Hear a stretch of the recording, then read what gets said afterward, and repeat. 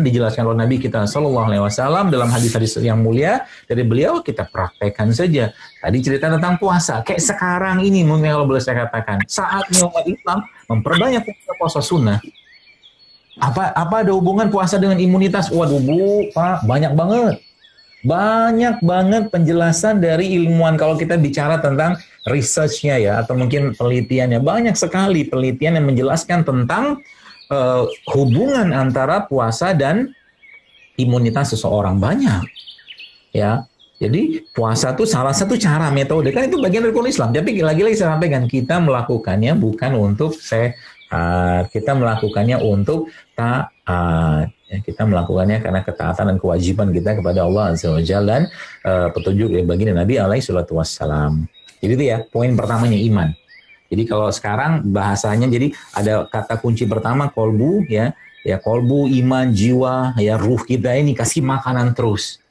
Ya, kasih makanan dia terus dengan kebaikan-kebaikan ya. Nah, baru kita masuk yang kedua, imun ya, imun secara fisik gitu kan. Imun secara fisik. Maka kalau bicara imun secara fisik, ya terlalu luas kita akan pembahasannya, tapi kalau saya pribadi mencoba mengkerucutkan pembahasan ini ya menjadi poin-poin pentingnya saja. Lalu sekalian, para ilmuwan memang sudah menjelaskan bahwa imunitas ya 80 atau 70% imunitas kita itu letaknya atau berada di pencernaan atau di usus ya.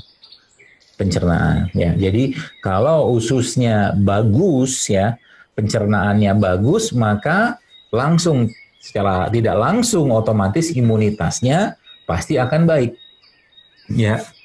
Maka ada pedoman di situ nanti kalau kita bicara tentang apa yang kita makan.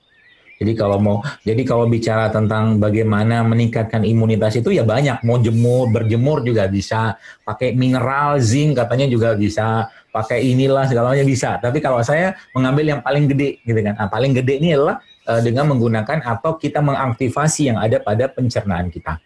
Ya, jadi 80% imunitas kita itu sumbernya atau dibuat sistem atau mungkin sel-sel imun itu di usus kita atau di pencernaan, ya. Pertanyaannya, bagaimana cara menjaga mereka? Nah, gitu lah. Bagaimana cara agar mereka tetap stabil, tetap baik, tetap kuat sehingga tubuh kita itu tidak lemah, ya?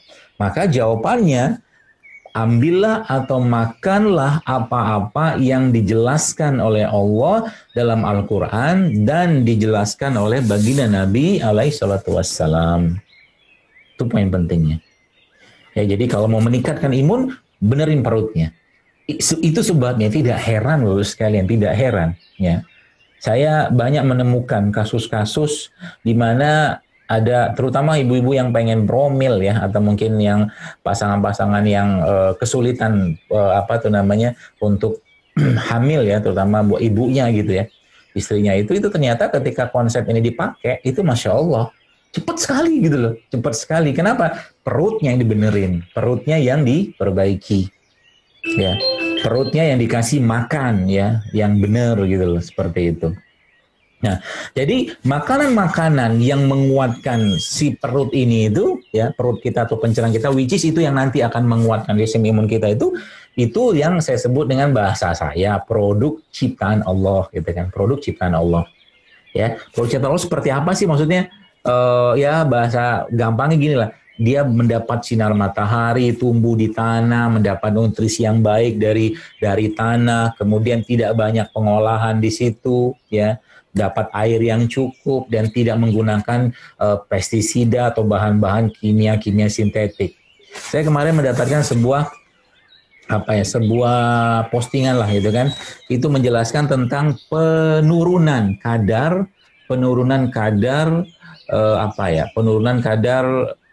kalsium atau magnesium atau apa gitu pada banyak sayuran, yang dimana pada tahun sekian dengan dibandingkan dengan tahun sekian itu penurunannya bisa sampai 20-30%, bahkan sampai 40%. Kenapa? Karena terlalu banyaknya bahan kimia di sana. Ya, belum lagi kita bicara pengolahan di situ ya. Ya, pengolahan yang akhirnya membuat makanan-makanan tadi banyak sekali berkurang zat-zat gizinya di situ. Ya, maka kalau kita bicara imun tadi, maka berilah makanan yang terbaik untuk perut kita. Dengan cara apa? Makan makanan yang tidak banyak pengolahan di situ. Contoh, misalkan gini kan, kalau kita bicara, saya kemarin tuh di rumah atau lagi pas belanja gitu kan, saya pengen gitu beli susu gitu kan. Akhirnya saya belilah susu almond, ya susu almond saya beli dalam kemasan gitu kan. Terus saya lihat di situ kan, kalau sudah dikemas pasti akan ada bahan-bahan tambahan pangan sintetik di sana gitu kan. Dan almondnya masih utuh di kulkas saya nggak belum mau minum gitu kan, ya segala macam, apalagi tuh almond yang impor ya. Nah, beda dengan cerita kalau Anda ambil almond kayak begini gitu kan, kacang almond kayak begini, Bapak sekalian, kemudian Anda blender gitu, kasih air, hancurin, jadikan susu, disaring, kasih kurma sedikit, nah itu jauh lebih powerful, jauh lebih sehat buat badan Anda. Itu saya maksud tadi, paham ya? Jadi kalau sudah ngerti pola kayak begini, tadi kan bersih-bersih nih. Ya, kita bicara ada puasa ya tadi, kemudian tubuhnya dibersihkan ya dengan amal ibadah segala macam tadi itu, dan kembali ke imunitas. Maka kata kunci pertama kalau kita bicara tentang apa yang kita makan, kan sudah saya jelaskan tuh biasa di banyak kajian. Yang pertama tentunya harus halal, yang kedua harus thayyib.